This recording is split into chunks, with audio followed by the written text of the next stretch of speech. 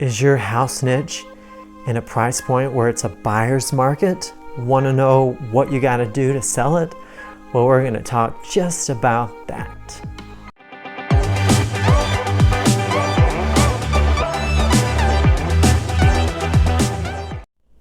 Welcome to my channel, Des Moines, Iowa Homes. I'm Jesse Kern, the singing realtor. Welcome home! Want to know the difference between an appraisal and an inspection? Click the link below for my free guide. A buyer's market means there are more sellers and fewer buyers. Therefore, since there's fewer buyers, they have an advantage in a market. As of 2021 here in Des Moines, Iowa, buyer's market usually only applies to upper end properties. Our luxury price point starts at about $500,000 or $515,000. And to be honest, in this year, even our $1 million homes are selling fairly quickly, like 40 to 70 days. That's pretty incredible. 3 suggestions to help you sell your property in a buyer's market. Number 1, price it right. 80% of selling a property is the price. Since 80% of selling a house is the price, it's honestly going to be a lower price than what you would like or even what you're comfortable with as a seller, because again, it's a buyer's market. What? You mean selling in a buyer's market means I might have to sell for less than what I would like to? Ugh.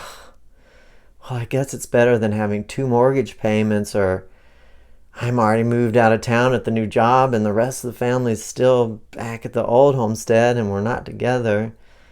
And that's just the nature of the beast of being in a buyer's market when the buyer has an advantage. The second suggestion is that other 20%. If 80% of marketing a property is the price, the other 20% is the condition of the property relative to that price. So how do you make your condition better? One way to do this is to have the property pre-inspected. A buyer is going to do an inspection for their own due diligence, so you as a seller, you might as well have it inspected as well by a professional inspector. That way you can get out ahead of it. You can find out what is the buyer going to ask for anyway, and go ahead and fix those problems first. Do it yourself. I don't mean you actually fix it, but get the professionals in to do it. Some things you can do yourself, obviously, and save money. And then make that pre-inspection available to the buyer, as well as the work receipts. That way you can tell them, here's our before picture, when we had it inspected, here's what we did, and here's the receipts to prove it.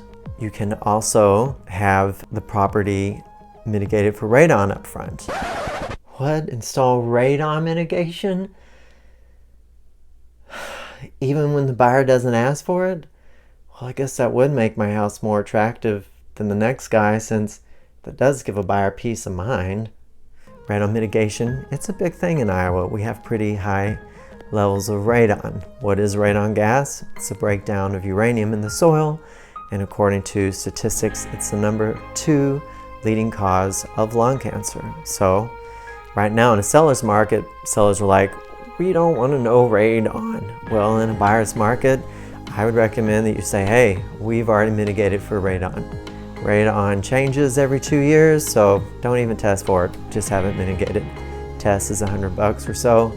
Mitigation can be anywhere from $1,100 to $1,500. Save yourself $100 and just get it mitigated. Another suggestion, still part of the condition of the property, is get it professionally staged. Have a stager come in. They can use your own furniture if you're still going to live there. And basically, the property is no longer your home. It becomes a house on the market. And a stager will really help you do that, help you detach from your emotional attachments to decor and furniture, and help you arrange the property so that when a buyer comes in, they can see the space, they can see how it's utilized, and they can see past your personal preferences. Because again, when you're going on the market and in a buyer's market, it's no longer your home, it's a property on the market, and this is crucial. The third suggestion when you're selling in a buyer's market is advertise that you as seller are paying for a home warranty.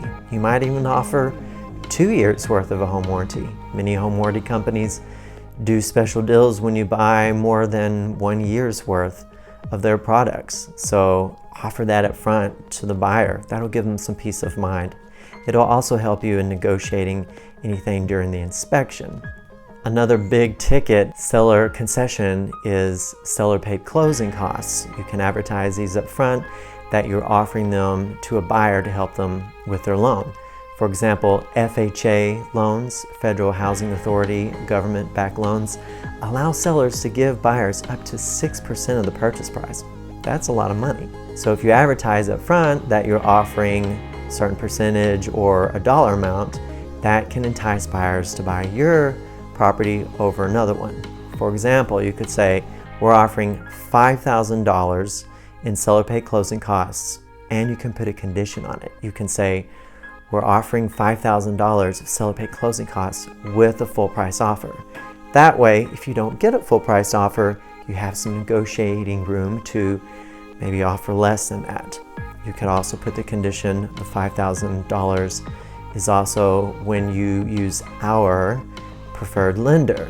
Builders do this all the time. They say X number of dollars in seller paid closing costs when you use our preferred lender. There's no reason you couldn't do that yourself. We can't steer, however you can give an incentive for a buyer to use a lender that you might have a good relationship with. I hope you enjoyed today's video. Want to know the difference between an appraisal and an inspection?